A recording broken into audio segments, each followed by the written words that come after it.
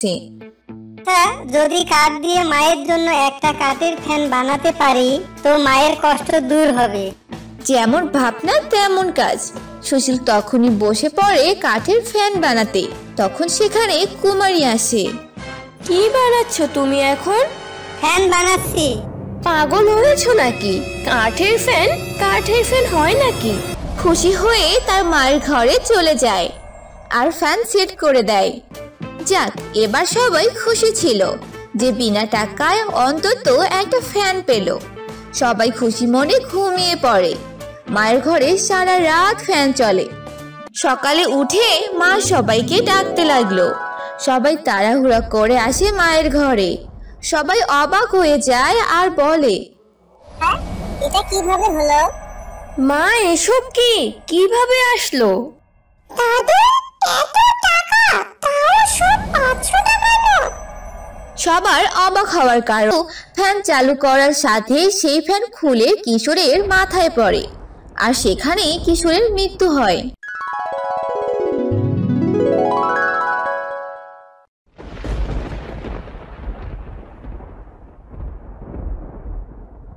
একদা এক গ্রামে বাস করত সুশীল। সুশীল এমনিতেও অনেক পরিশ্রমী ছিল। তার পরিবারে থাকতো তার স্ত্রী, তার 2 সন্তান আর তার বৃদ্ধা মা। সুশীল ছিল কাঠ মিস্ত্রি। সে অনেক সুন্দর সুন্দর কাঠের জিনিসপত্র বানাতে পারত।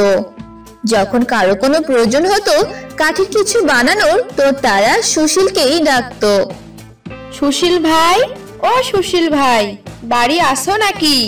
অনেক জরুরি দরকার যে। বাড়িতেই আছি কাজল দিদি, কি দরকার বলো।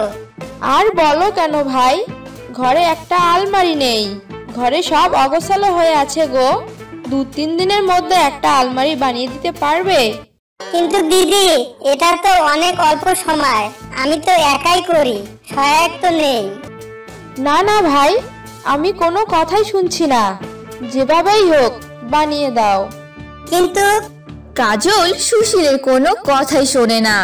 সুশীল তো বেশ চিন্তায় পড়ে যায়। কি রে বাবা, কি হয়েছে তোর? এমন উদাস দেখাচ্ছে কেন? মা, কাজল দিদি এসেছিল। তো কি বললো সে? বললো 2-1 মধ্যে নাকি তার আলমারি লাগবে। আমি একা কিভাবে বানাবো, আর কাঠও আমাকেই কাটতে হবে।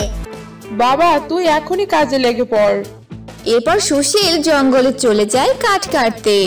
সুশীলের মা মানতী বেশিরভাগ সময় অসুস্থই থাকতো। সুশীলের যা টাকা আয় হয় তা দিয়ে তার মায়ের ওষুধ কিনতে শেষ হয়ে যায়। মা আসুন, ভাত খেয়ে নিন। নূপুর, রূপম, আয় বাবা, খাবার খা। আসছি মা। এরপর কুমারী সবাইকে খেতে দেয়। তখন সুশীল কাঠ নিয়ে বাড়ি আসে। কুমারী, ও কুমারী, কই তুমি? হ্যাঁ, এই তো সবাইকে খেতে দিলাম, তুমিও আসো, খেয়ে নাও। হ্যাঁ দাও, খিদে পেয়েছে অনেক। যাও, হাত মুখ ধুয়ে আসো। এরপর সুশীল হাত মুখ ধুয়ে আসে। কুমারী তাকে খেতে দেয়। তখন সুশীলের মা খেতে খেতে বলে, বাবা, গরমটা যেন বেড়েই যাচ্ছে। ঘরে একটা ফ্যানও নেই, কোনো ব্যবস্থা করতে পারবি? মা, আপনার আবদার? আমার বাচ্চারাও তো আপনার মতো আবদার করে না। একে তো আপনার ওষুধ কিনে কিনে তো আর সংসারই চলছে না, ঘরে খরচও নেই। বয়স হয়েছে তো মা। মা, তুমি চিন্তা করে দেখো কি করা যায়। মায়ের এমন আবদার শুনে সুশীল ভাবতে থাকে কিভাবে কি করবে। এভাবে 2 দিন কেটে যায়। সুশীল দিন রাত পরিশ্রম করে একটা সুন্দর আলমারি বানিয়ে ফেলে। দেখলে তো ভাই, তুমি সবই পারবে। যেভাবে দরকার সেভাবেই জিনিস বানাতে পারবে। তোমার হাতে জাদু আছে, জাদু। এই বলে কাজল টাকা দিয়ে ভ্যানে করে আলমারি নিয়ে যায়। কাজলের কথা শুনে সুশীলের মাথায় একটা বুদ্ধি আসে। হ্যাঁ, যদি কাঠ দিয়ে মায়ের জন্য একটা কাঠের ফ্যান বানাতে পারি তো মায়ের কষ্ট দূর হবে। যেমন ভাবনা তেমন কাজ। সুশীল তখনই বসে পড়ে কাঠের ফ্যান বানাতে। তখন সেখানে কুমারী আসে। কি বানাচ্ছ তুমি এখন? ফ্যান বানাচ্ছি। পাগল হয়েছো নাকি? কাঠের ফ্যান হয় নাকি? সুশীল তার কাজ করতে থাকে। খুব দ্রুতই সে তার মায়ের জন্য একটা কাঠের ফ্যান বানিয়ে নেয়। পেরেছি, আমি বানাতে পেরেছি। সুশীল খুশি হয়ে তার মায়ের ঘরে চলে যায় আর ফ্যান সেট করে দেয়। যাক, এবার সবাই খুশি ছিল যে বিনা টাকায় অন্তত একটা ফ্যান পেল। সবাই খুশি মনে ঘুমিয়ে পড়ে। মায়ের ঘরে সারা রাত ফ্যান চলে। সকালে উঠে মা সবাইকে ডাকতে লাগলো। সবাই তাড়াহুড়া করে আসে মায়ের ঘরে। সবাই অবাক হয়ে যায় আর বলে, এটা কিভাবে হলো? মা, এসব কি কিভাবে আসলো? দাদু, এত টাকা, তাও সব 500 টাকা নোট। সবার অবাক হওয়ার কারণ সুশীলের মায়ের ঘরে টাকা দিয়ে ভর্তি ছিল, সব 500 টাকার নোট।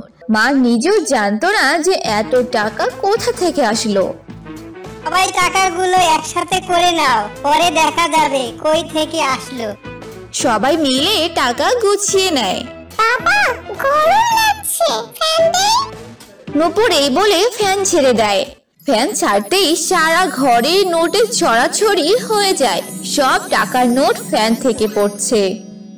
বাবা, তোর বানানো কাঠের ফ্যান তো জাদুই। সব কেমন 500 টাকার নোট পড়ছে। বাহ! হ্যাঁ গো, হ্যাঁ, এ তো জাদুই দেখছি। সবাই অনেক খুশি হয়ে যায়। কুমার সব টাকা জড়ো করে নেয়। সেই টাকা দিয়ে তাদের ভাঙ্গা ঘর ঠিক করে বড় একটা বাড়ি বানিয়ে নেয়। তারা তখন ভালোভাবে চলতে লাগলো। তাদের হঠাৎ এমন পরিবর্তন দেখে সবাই অবাক হয়ে যায়। সুশীলের এক প্রতিবেশী কিশোর তাদের হিংসা করতে লাগলো।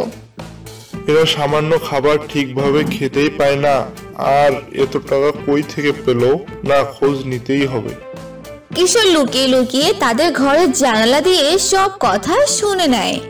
না, এভাবে চলা যাবে না, আমি ওদের সেই ফ্যান চুরি করে নিব। কিশোর কিভাবে চুরি করবে তার ফোন দিয়ে বের করতে লাগলো। রাত হতেই সবাই যখন ঘুমিয়ে পড়ে, কিশোর তাদের ফ্যান চুরি করে নেয়। এবার আমিও বড়লোক হয়ে যাব। কিশোর এই বলে ফ্যান সেট করে নেয় আর ফ্যান চালু করে ফ্যানের নিচে বসে পড়ে। কিন্তু ফ্যান চালু করার সাথে সেই ফ্যান খুলে কিশোরের মাথায় পড়ে আর সেখানে কিশোরের মৃত্যু হয়। এজন্যই বলে বেশি লোভ করতে নেই, যা আছে তাতেই সুখী থাকতে হয়। তো বন্ধুরা, আমাদের আজকের গল্পটি তোমাদের কেমন লাগলো তা কমেন্টে জানিয়ে দাও। আর এমনই সব মজার মজার গল্প ও কার্টুন দেখতে আমাদের চ্যানেলটি সাবস্ক্রাইব করে বেল বাটনে চাপ দাও। আর হ্যাঁ বন্ধুরা, লাইক, কমেন্ট ও শেয়ার করতে ভুলো না।